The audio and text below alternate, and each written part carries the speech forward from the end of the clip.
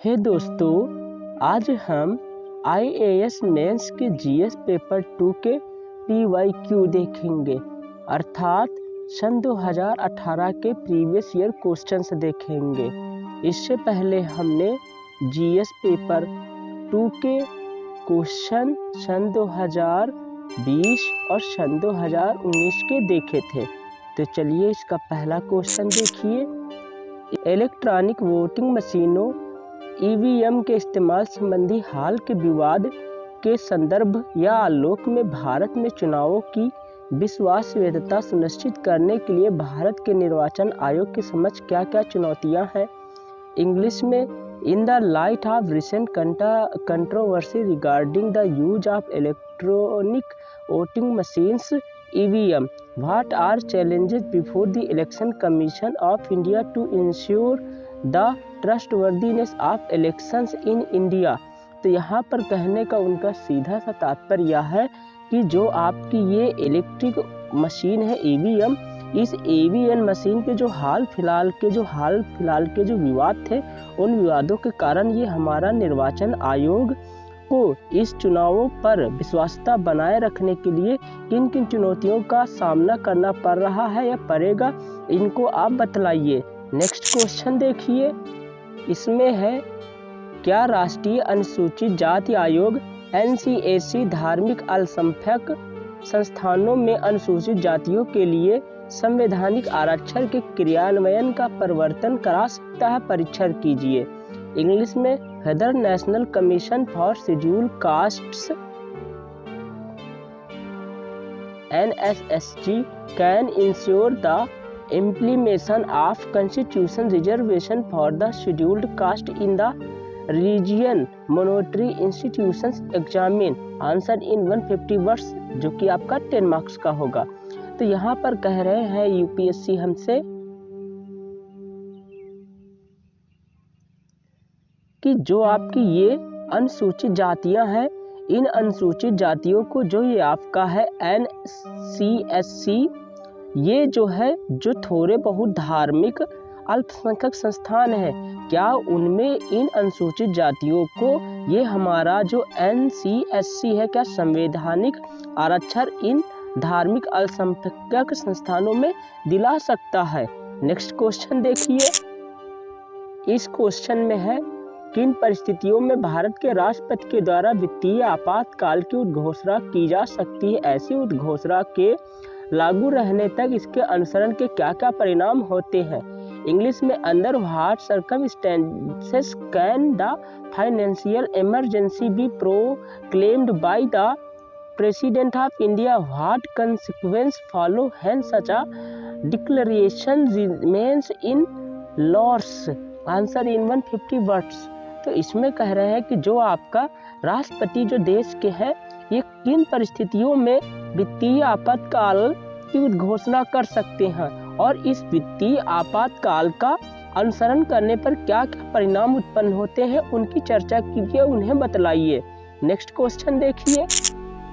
इस क्वेश्चन में है, आप यह क्यों सोचते हैं कि समितियां संसदीय कार्यों के लिए उपयोगी मानी जाती हैं? इस संदर्भ में प्राक्कलन समिति की भूमिका की विवेचना कीजिए।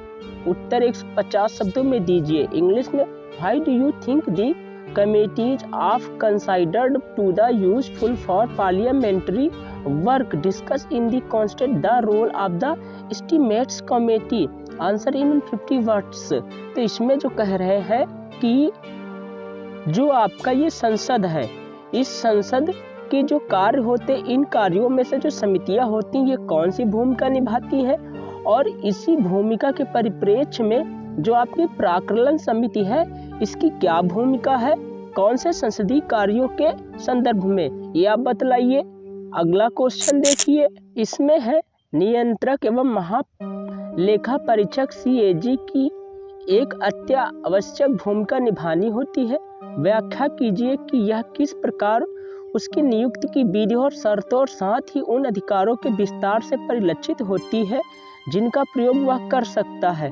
उत्तर 150 शब्दों में दीजिए, जिसके मिलेंगे आपको 10 मार्क्स। इंग्लिश में the controller and auditor general CAG has a very vital role to play. Explain how this is reflected in the method and terms of this appointment as well as the answer in 150 words. तो इसमें कह रहे हैं कि तो आपका नियंत्रक एवं महालेखा परीक्षक जो ये होता है कैग भारत का, इसकी जो भूमिका अत्यंत आवश्यक होती है। इसकी जो भूमिका अत्यंत आवश्यक होती है इसलिए क्योंकि नियुक्त की विधि व शर्तों के साथ साथ जो इसके अधिकारों का विस्तार होता है, इसी से सिद्ध हो जाता है कि इसकी भूमिका अत्यंत आवश्यक होती है। तो यहाँ पर जो ये आपका होता है नियंत्रक और महालेखा परीक्षक, इसके विषय में आपको बतलाना है। नेक्स्ट क्वेश्चन देखिए, इसमें है विभिन्न प्रतियोगी क्षेत्रों और साझेदारों के मध्य नीतिगत विरोधाभासों के परिणाम स्वरूप पर्यावरण के संरक्षण तथा उसके निम्नीकरण की रोकथाम अपर्याप्त रही है। सुसंगत उदाहरणों सहित टिप्पणी कीजिए। उत्तर 150 शब्दों में दीजिए। इंग्लिश में policy contractors among various competing sectors and stakeholders have resulted in adequate protection and prevention of degradation to environment. Comment with relevant instructions. Answer in 150 words. इसमें कह रहे हैं कि आपका प्रतियोगी क्षेत्र और जो साझेदार, ये आपके विभिन्न प्रतियोगी क्षेत्र और साझेदार, इनके मध्य नीतिगत अर्थात नियमों के विरोध जो उत्पन्न होते हैं, इनके कारण जो हमारा ये पर्यावरण है, इस पर्यावरण का संरक्षण और निम्नीकरण दोनों ही नीचे की ओर गिरे हैं।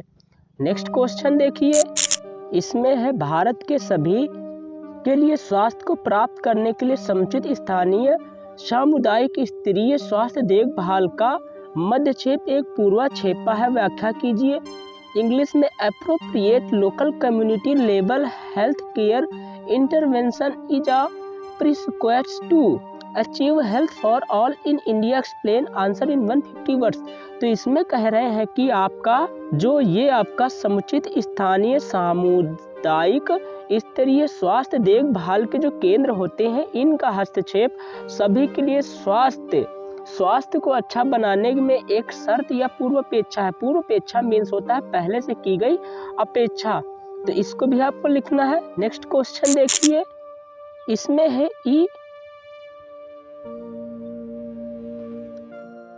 है ई शासन केवल नवीन प्रौद्योगिकी की शक्ति के उपयोग के बारे में नहीं है, अपितु इससे अधिक सूचना के उपयोग मूल्य के क्रांतिक महत्व के बारे में है। स्पष्ट कीजिए। इंग्लिश में e governance is not only about utilisation of the power of new technology but also much about critical importance of the use value of information. Explain. Answer in 150 words. तो इसमें कह रहे हैं आपका कि जो आपकी ये जो ई गवर्नेंस है, ई गवर्नेंस अर्थात सरकार का इलेक्ट्रॉनिक के रूप में परिवर्तन कर देना, इसका उपयोग नई प्रौद्योगिकी का मात्र नहीं होना है बल्कि अधिक सूचना को पहुंचाना एक क्रांतिक महत्व है। अर्थात कहने का तात्पर्य यह है कि जो हमारा ई गवर्नेंस का उपयोग कर हम लोगों तक अधिक से अधिक सूचना पहुंचाने में क्रांतिक महत्व क्रांति ला देंगे। इस पर आप चर्चा कीजिए। अगला क्वेश्चन देखिए, इसमें है भारत के इजराइल के साथ संबंधों ने हाल में एक ऐसी गहराई एवं विविधता प्राप्त कर ली है जिसकी पुनर्वापसी नहीं की जा सकती है। विवेचना कीजिए। उत्तर 150 शब्दों में दीजिए, जिसके मिलेंगे आपको 10 number. India's relation with Israel have of late acquired of depth and diversity which cannot be rolled back. Discuss. तो यहाँ कह रहे हैं आपसे कि जो आपकी इंडिया और इजराइल, इनके बीच में ऐसे स्ट्रॉन्ग रिलेशन निर्मित हो चुके हैं जिनकी पुनर्वापसी अब नहीं की जा सकती है। इसकी विवेचना कीजिए। अगला क्वेश्चन देखिए, इसमें है मध्य एशिया जो भारत के लिए एक हित क्षेत्र है में अनेक बाह्य शक्तियों ने अपने आप को संस्थापित कर लिया है। इस संदर्भ में भारत द्वारा अशगाबाद करार 2018 में शामिल होने के निहितार्थों पर चर्चा कीजिए। उत्तर 150 शब्दों में दीजिए, जिसके मिलेंगे आपको 10 अंक। इंग्लिश में a number of outside powers have interested themselves in Central Asia which is a zone of interest to India. Discuss the implication of this context of India joining the Ashgabat agreement 2018। Answer in 150 words. इसमें कह रहे हैं कि जो आपका ये Asia है, इस एशिया का जो मध्य भाग है, इस मध्य भाग में से अनेक बाह्य शक्तियां अपने आप को संस्थापित या स्थापित कर रही हैं। तो भारत जो हमारा देश है, इसने अशगाबाद करार 2018 किया था। इस करार के पीछे उसके क्या फायदे या निहितार्थ छिपे हुए हैं। अब हम क्वेश्चन नंबर 11 से क्वेश्चन नंबर 20 तक देखेंगे। यहाँ पर आपको प्रत्येक क्वेश्चन 250 शब्दों में लिखना होगा और प्रत्येक क्वेश्चन होता है आपका 15 मार्क्स का। और हमने कैलकुलेशन करके निकाला था, तो यहाँ पर हमने पाया कि एक प्रश्न को लिखने के लिए हमें 11 मिनट 45 सेकेंड का समय मिलता है। तो आप देखिए क्वेश्चन नंबर 11। इस प्रश्न में है, क्या उच्चतम न्यायालय का निर्णय जुलाई 2018 दिल्ली के उप राज्यपाल और निर्वाचित सरकार के बीच राजनैतिक कशमकश को निपटा सकता है? परीक्षण कीजिए। उत्तर 250 शब्दों में दीजिए। इंग्लिश में whether the supreme court judgement July 2018 can settle the political issues between the LT governor and elected government of Delhi. Examine answer in 250 words, जो कि है आपका 15 मार्क्स का। इसमें से कहने का सीधा सा तात्पर्य है कि जो आपका ये उच्चतम न्यायालय है, सुप्रीम कोर्ट, ये सुप्रीम कोर्ट पुराने उपराज्यपाल, एलटी गवर्नर और नवनिर्वाचित दिल्ली सरकार, इलेक्टेड गवर्नमेंट के बीच में जो राजनीतिक कशमकश या पॉलिटिकल इश्यूज हैं, क्या इन इश्यूज या इन मामलों को निपटाने में यह उच्चतम न्यायालय सफल रहा है? जो कि ये सन 2018 का करंट का क्वेश्चन है। ये उसी समय पढ़कर उत्तर इसका दिया जा सकता था और आज भी आप इसका उत्तर लिख सकते हैं। नेक्स्ट क्वेश्चन देखिए। इस क्वेश्चन में है, आप इस मत से कहां तक सहमत हैं कि अधिकरण सामान्य न्यायालयों की अधिकारिता को कम करते हैं?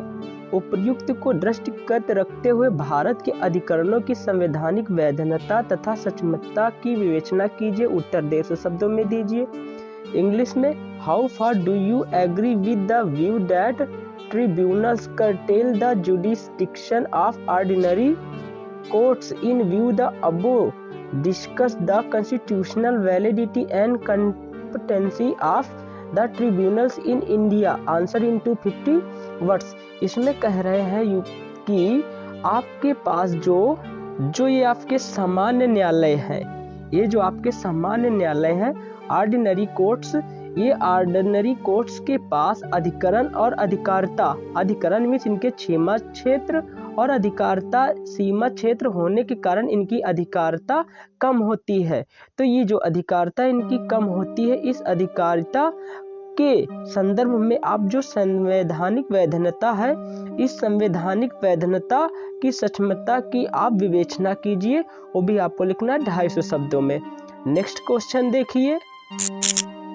इसमें है, भारत एवं यूएस दो विशाल लोकतंत्र है, उन आधारभूत सिद्धांतों का परीक्षण कीजिए जिन पर ये दो राजनीतिक तंत्र आधारित है। उत्तर 250 शब्दों में दीजिए। इंग्लिश में, India and USA are two large democracies, examine the basic tenets of which the two political systems are based. Answer in 250 words. इसमें कह रहे हैं कि जो आपके पास ये इंडिया और जो ये यूएसए है, ये दोनों विशाल लोकतंत्र है, लार्ज डेमोक्रेसीज है। तो ये दोनों विशाल लोकतंत्र किन आधारभूत सिद्धांतों पर आधारित हैं? इन आधारभूत सिद्धांतों का आप परीक्षण कीजिए और इन्हें बतलाइए। नेक्स्ट क्वेश्चन देखिए।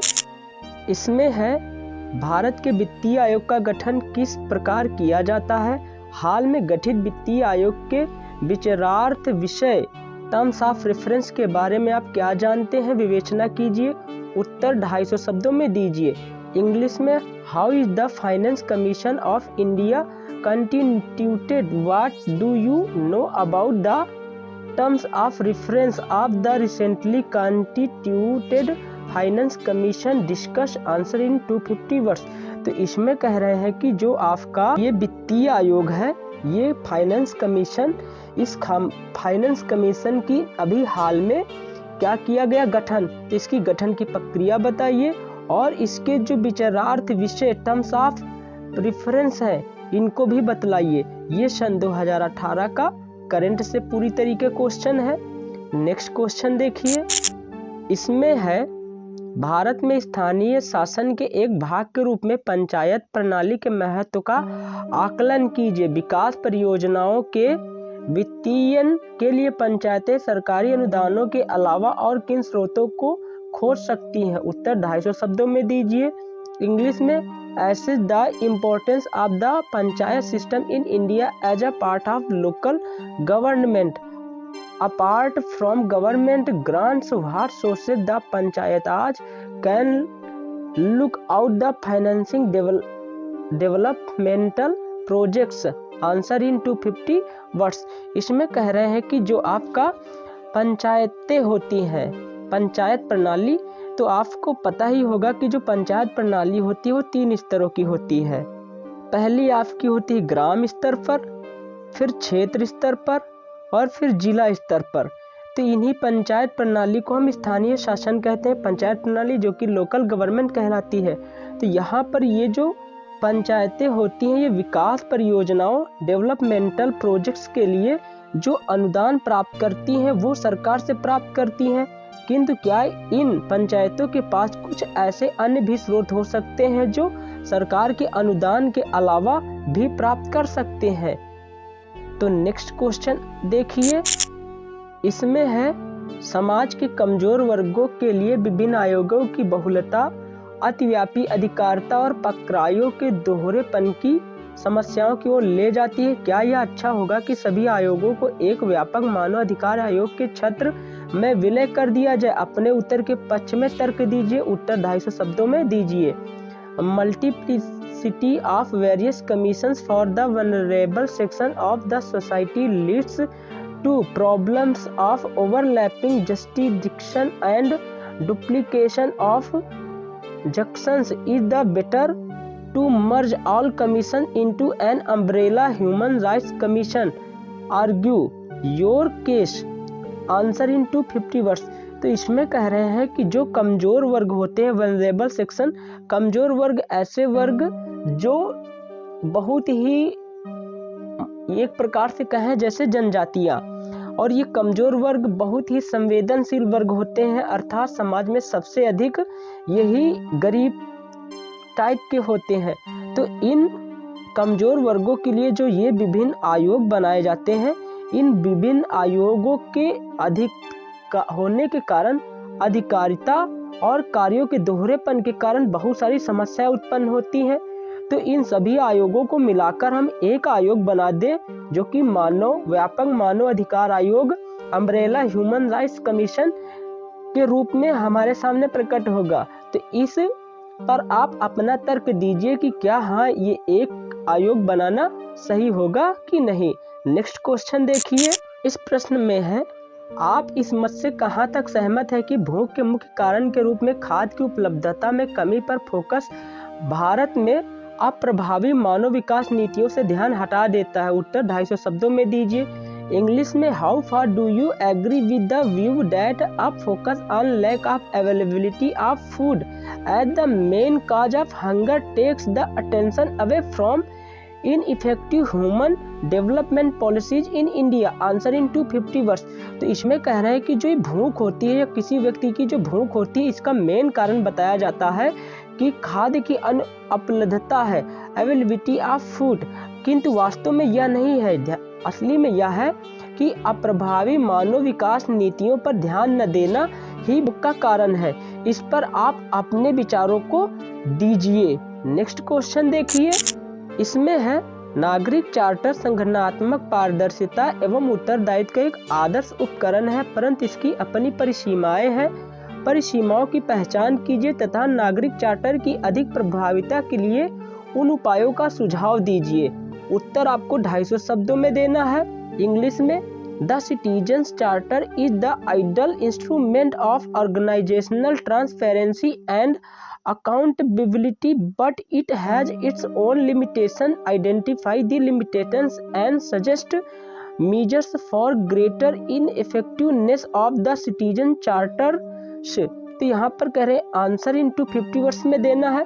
यहाँ पर जो आपका ये नागरिक चार्टर होता है, नागरिक चार्टर आपको बता दे कि सरकार और वहाँ की जनता के बीच में होने वाले कार्यों के विषय में पूरी तरीके से पारदर्शिता की हम बताएंगे कि हम आपके लिए क्या करेंगे। तो इसकी जो पारदर्शिता अर्थात ट्रांसपेरेंसी, उत्तरदायित्व, रिस्पॉन्सिबिलिटी और अकाउंटेबिलिटी, तो इसके मामले में तो एक आदर्श उदाहरण पेश करता है, किंतु इस नागरिक चार्टर की कुछ सीमाएं, कुछ लिमिटेशंस हैं। तो इन लिमिटेशंस को आप पहचान कर बताइए।